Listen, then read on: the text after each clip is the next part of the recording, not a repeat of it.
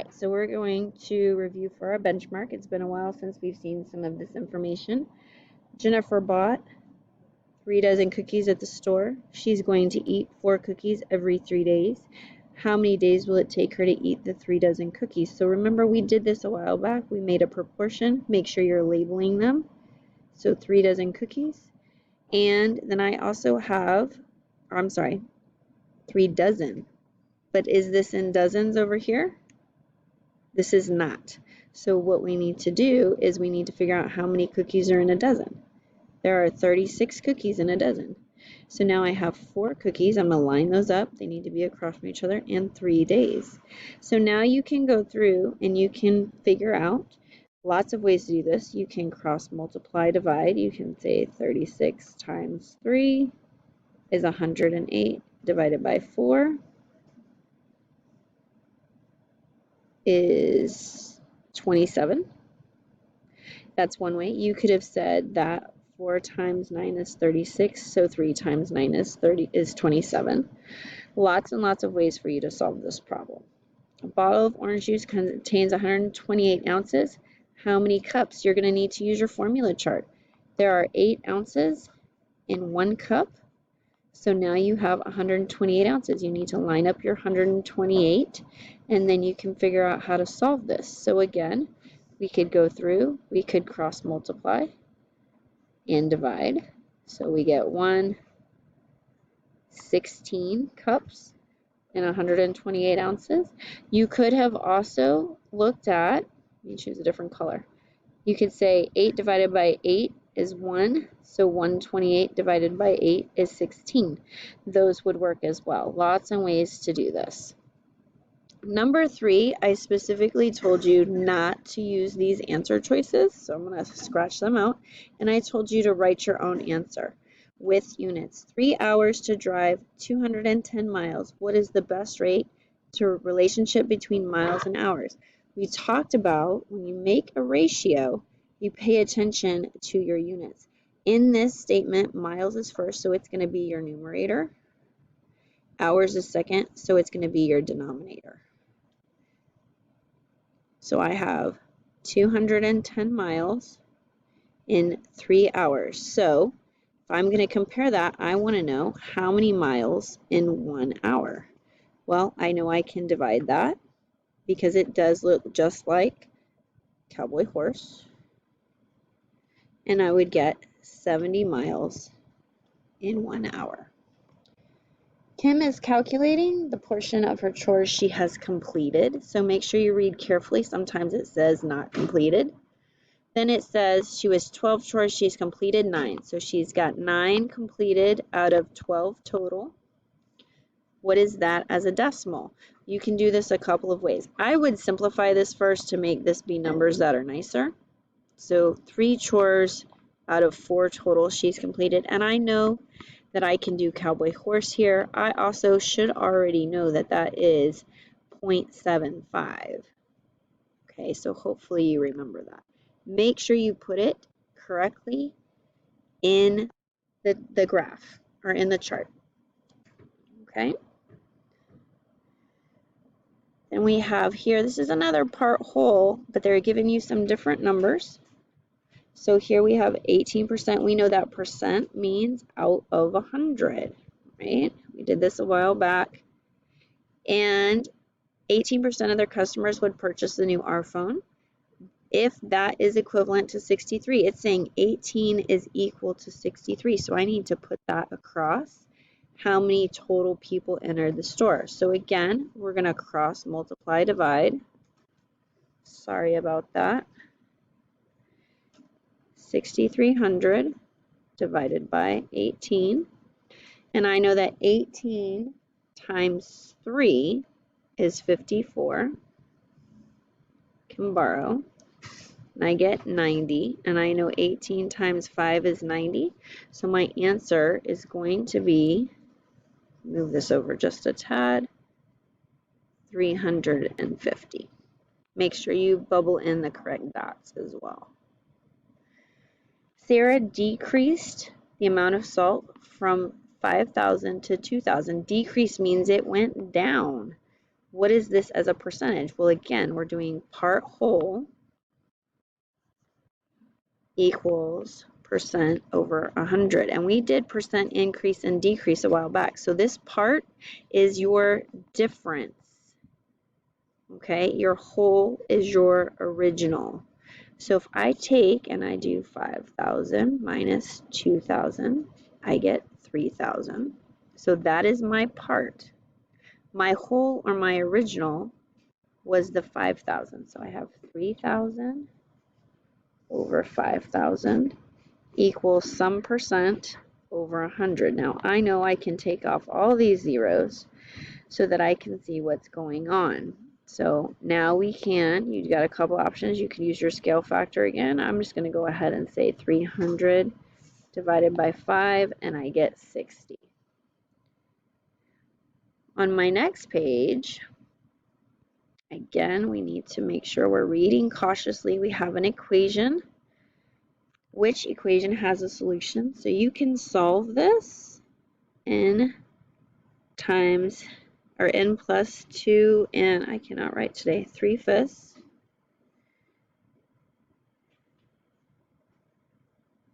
equals 5. So I'm going to subtract 2 and 3/5 from 5.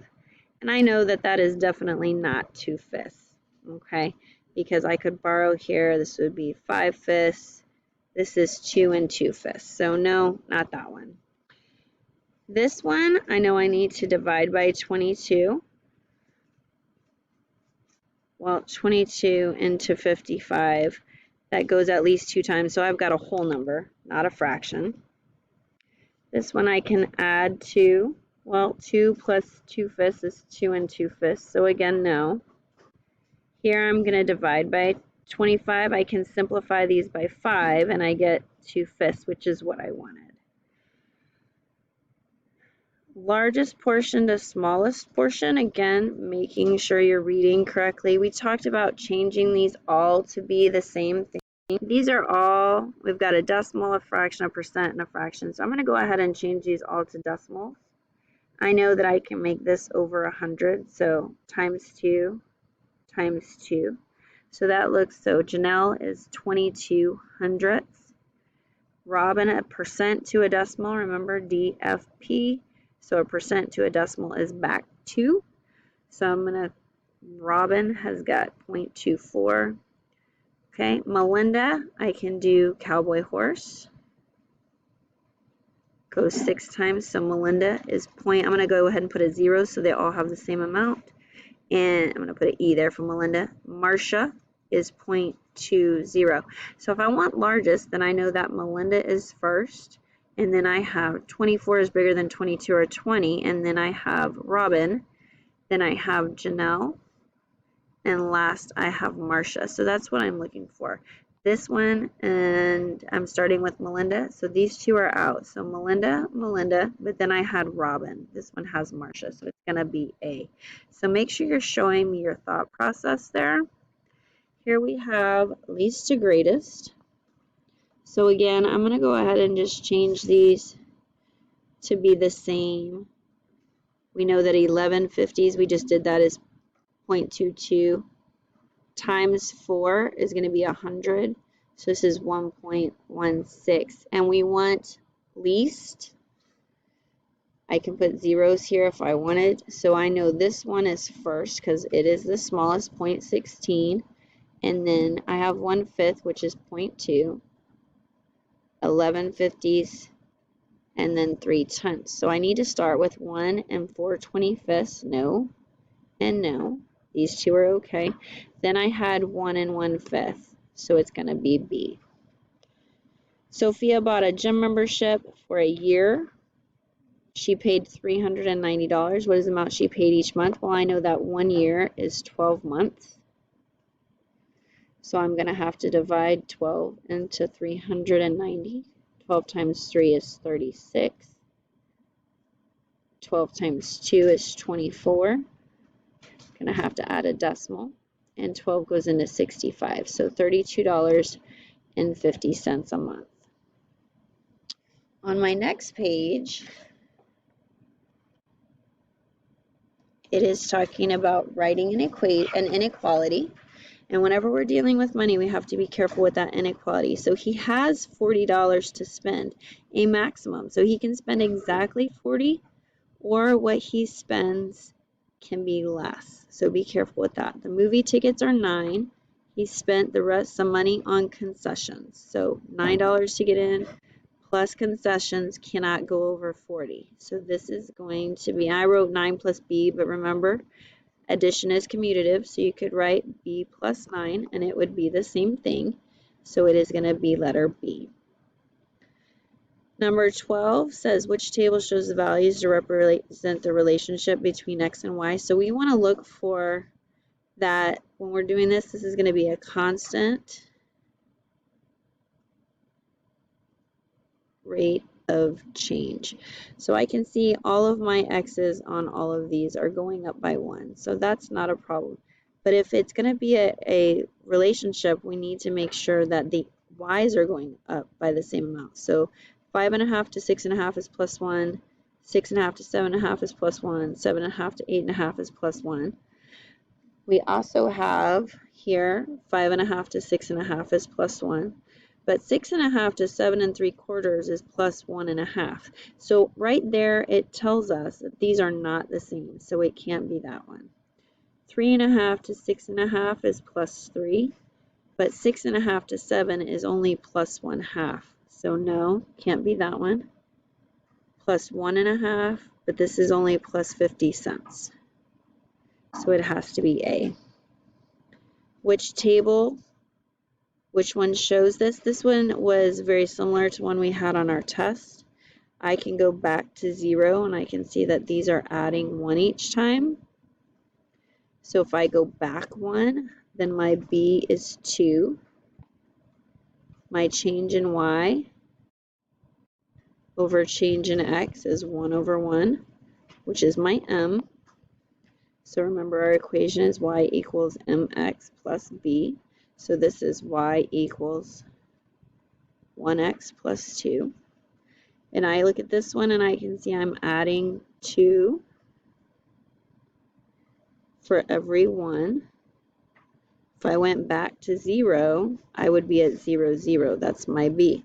So this change in Y over change in X is 2 over 1. That's my M. So this is Y equals 2x. I have Y equals X plus 2 and Y equals 2x. So A, it says A and B are both showing twice the value of X. No, only A is. I'm sorry, only B is. A and B both have Y equals 2 plus. Nope, they're not both plus. A, Y equals 2 plus X, and B, Y equals twice. Twice means times 2, so that's a possibility. Y equals 2 times X, and B says 2 more, so no, that one is backwards. This goes back to the distributive property. Remember, when we do this, you have a number times what is inside, so 4 times X, and 4 minus 4 times 7. And on our last page, our last problem, we need to make sure we pay attention to our variables because they are using different variables besides X and Y. So this is plus $2.70 for every 2 songs. So change in Y over change in X is $2.70 over 2. And when I divide that, excuse me, that should be a 3. 6 and 5. This is 1 song, and they're asking for our equation. So we know it's not going to be C or A. So what is this pattern? Well, 2 times $1.35 is $2.70. 4 times $1.35 is $5.40. So it has to be C because we're multiplying. If you have any questions, please let me know.